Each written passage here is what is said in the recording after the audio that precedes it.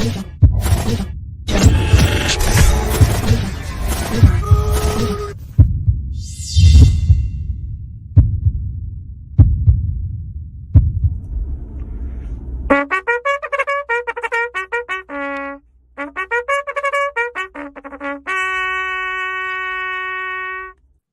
if there was ever a day that you need that bugle, today would be it.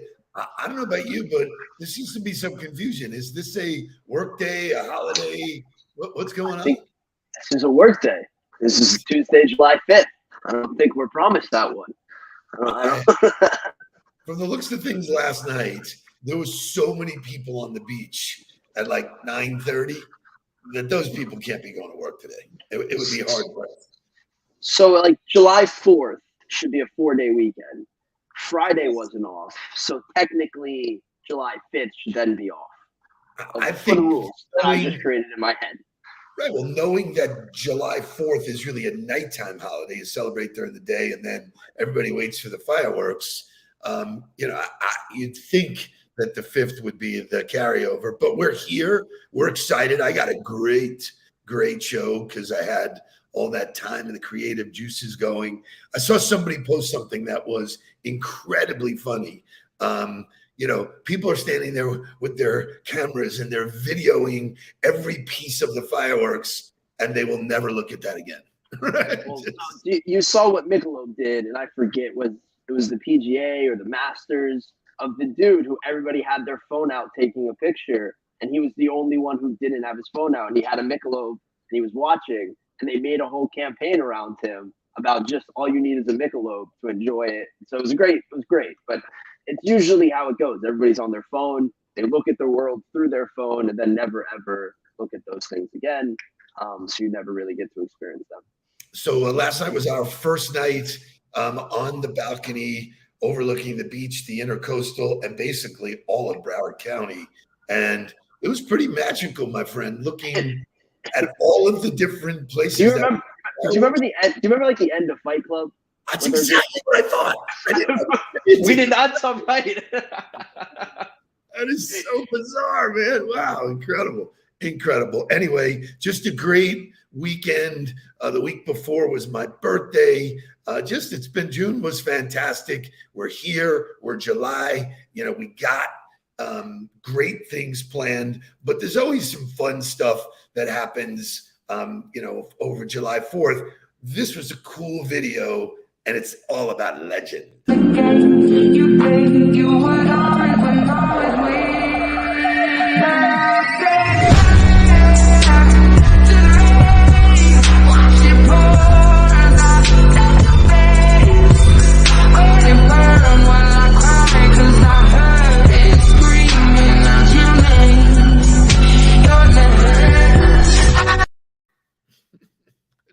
Way to go, Dad.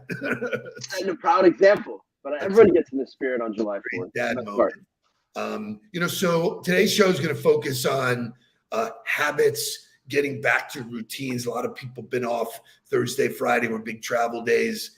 Now we're Tuesday, got to rev the engines again. So I'm going to talk about habits. One of the habits that I do religiously every single day is I read and listen to affirmations. You all know that. It's part of my coaching philosophy. And boom, July 4th, this was yesterday. This week will be full of growth, transformation, and transcendence. I am ready to accept everything this week has to offer, trusting that it all supports my highest good. I'm open to experiencing all that I need to in order to further my growth. Bam, drop the mic. Thank you, universe. I'm ready. Good. And you woke up ready. You're wearing pants today. I want everybody to know he is wearing pants today, which is a big deal. I am lunching with my favorite banker, Mr. Jerry Latrento, this morning. So lots of great stuff ahead. Let's get into wake up music because we got to do that. That's part of our routine, part of our habits. Then it's halftime. We talked about what happens after halftime. Wait till you listen to Ray Lewis take us into the second half. Wake up, everybody! Get up! Get up! Get up! Get up! Wake up!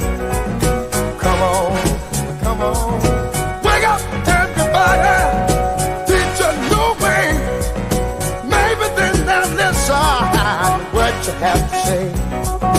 Wake up, everybody. No more sleeping in bed. No more about to thinking. Time for thinking ahead. Come on now.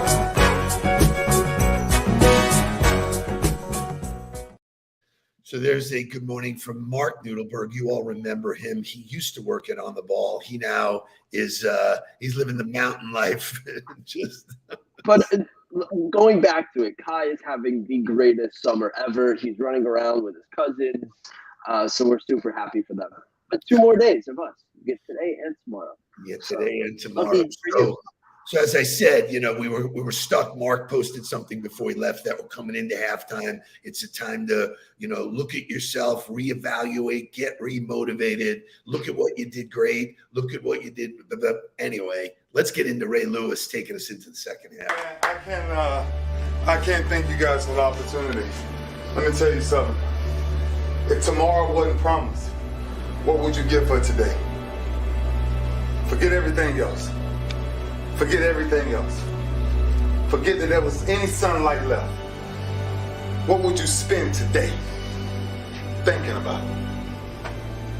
Yourself or the man that's beside you? Or the man that you know you'll give everything in your heart for? We get one opportunity in life. One chance in life to do whatever you're gonna do. To lay your foundation and to make whatever mark you're gonna make. Whatever legacy you're gonna leave your legacy. And it's found through effort. Wins and losses come a dime a dozen. But effort, nobody can judge effort. Because effort is between you and you. So if you think about a line that just is so empowering, effort, you're the only one who knows. The man in the mirror is the only one that knows effort. I mean, that guy is so inspirational. I've had the pleasure of doing some work with him. I went to one of his charity events in Atlanta, and man, when that guy gets up, he has a gift for stirring people, and so that was pretty cool. I love the way he started it. He was like, "Thank you for this opportunity." It brought me immediately in that he's fortunate to be able to spread what he's learned and the lessons that he's taken away and share them and be genuine about it. It's coming from a place of heart. I mean, I have chills listening to him. I'm obviously a sports guy. The locker room is the most sacred place to exist in sports. And that guy was the ultimate competitor, the ultimate leader. And when he spoke, everyone listened. And it's super cool that he kind of continues to give back to the next generation.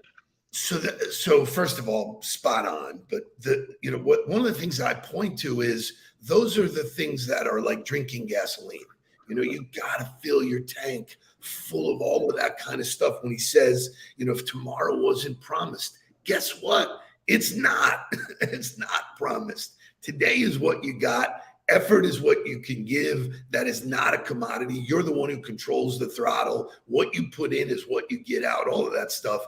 And all of those messages are around us. That's why affirmations, that's why you listen to people around you who are putting out good stuff like that. So staying in that theme, we are very, very committed to habits. And there's nobody better than James Clear. I mean, he's sold a gazillion copies of this book. He's in every country. He's so cool that he figured it out. You do not rise to the level of your goals. You fall to the level of your systems. If you do not have a system, right, you will fail. If you are not following James Clear, please follow him. But it's our mantra. It was mine for a long time. He put it into words that were easily digestible.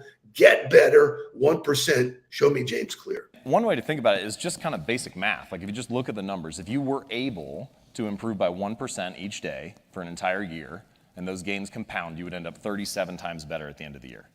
And if you were to get 1% worse, you would whittle yourself almost all the way down to zero. What's interesting here is that everybody wants a transformation, right? Everybody wants a radical improvement, we want rapid success. But we fail to realize that small habits and little choices are transforming us every day already.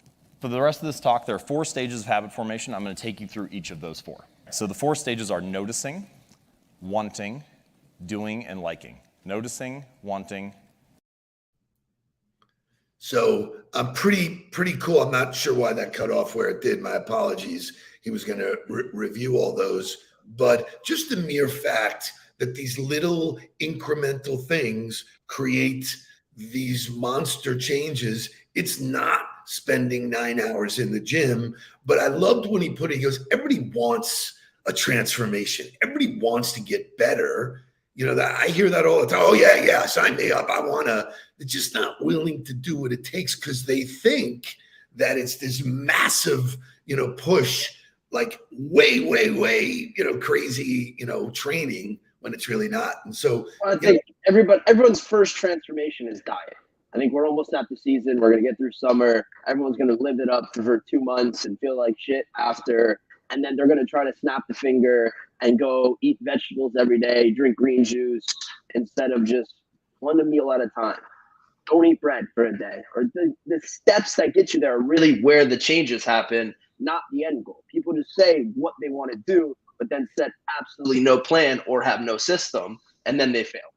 So, he goes on to say that if you're not writing down what you need to do, it's never going to happen. Your brain is pulling you in all kinds of different ways. We live cluttered mindset. It's just a reality. So he comes up with these little hacks that are amazing. One of them mirrors football. So we're on this football theme. James Clear, talk to me about the 2-minute drill. There is no habit that we're going to work on that takes less than 2 minutes to do.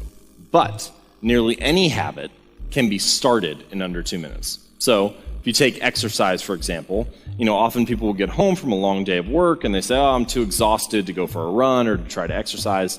So I never get around to doing it because I think about, I have to run 5 kilometers or whatever, some long distance that seems overwhelming to me.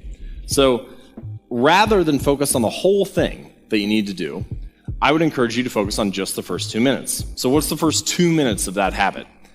I put my running shoes on, I get out the door, and I lock the door. And if you do just that, it doesn't matter if you take another step.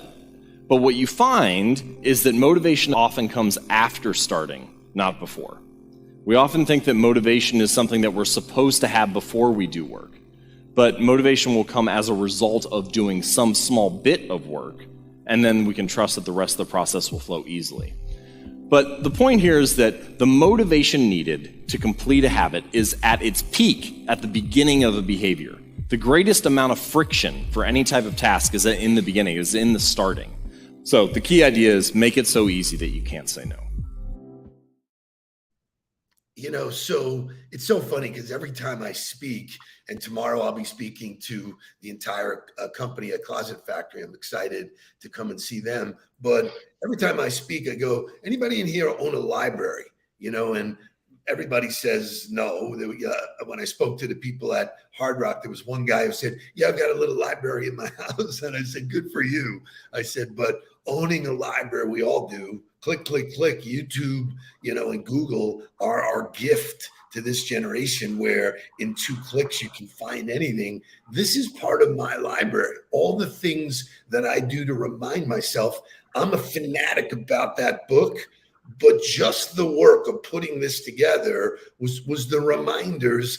I started it. And once I started it, I was firing on all cylinders. And then it's implanted in my brain to go out and do. And so it all comes down to, and I love the way he put it, motivation. Everybody, you're a motivational speaker. You can't really motivate anybody that doesn't want to be motivated.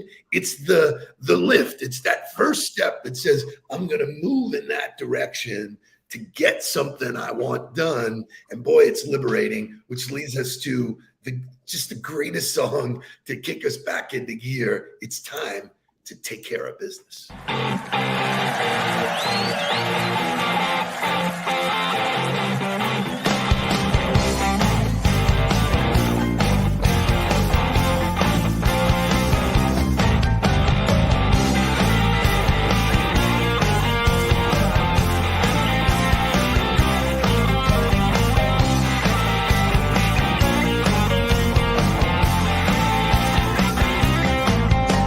They get up in the morning from the alarm clock's warning. The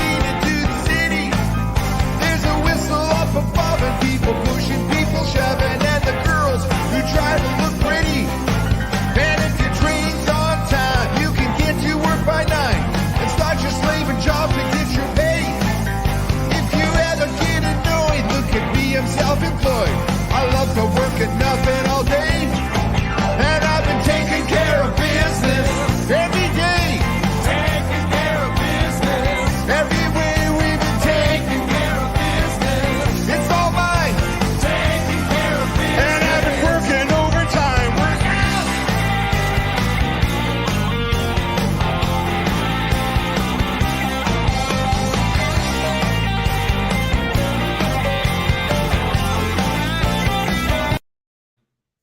That's a great song, man. Oh, Paul Rushton asked if you're playing the keyboard. That could be me. That was actually That was a good one. his name, the guy that was on Letterman. Paul. The guy's name is Paul Schaefer. Paul Schaefer is who was playing that.